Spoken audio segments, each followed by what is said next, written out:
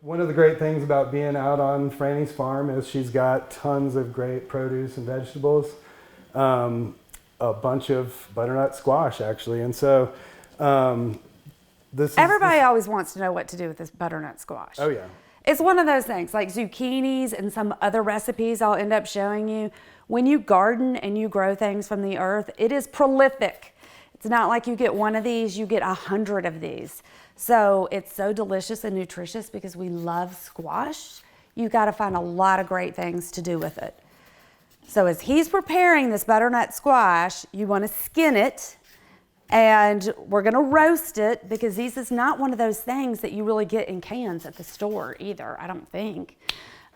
So grow your butternut squash or buy butternut squash from a farmer and then go through all these great recipes. There's soups, there's these amazing cookies.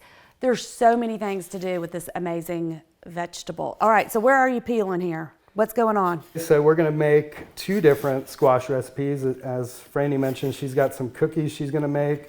And then I've also got a butternut squash soup, which can actually go a couple of different ways. We can use it as a soup, or I always like to do purees in my dishes. And so we're gonna do some scallops with the butternut squash puree.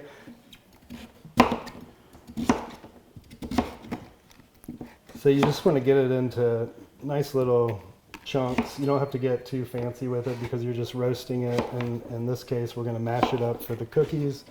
And we're going to puree it for the soup and obviously the puree.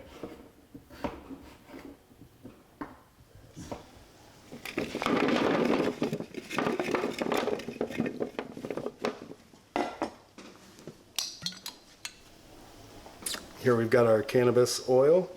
So another great way to layer the flavor of the cannabis on there. We're just using it for the roasting process.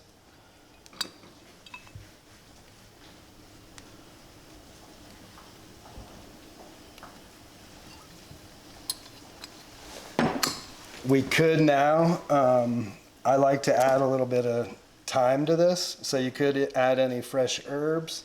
I'm actually going to keep it out right now because we're going to roast this for some cookies. But likewise, you could break this off and sprinkle it all over so that you're almost using the flour as an herb itself. So another use for, and then we'll put this in the oven. It's going to take about 30 minutes. And so we'll just kind of keep checking on that. You want to stir it and season it a little bit as you go.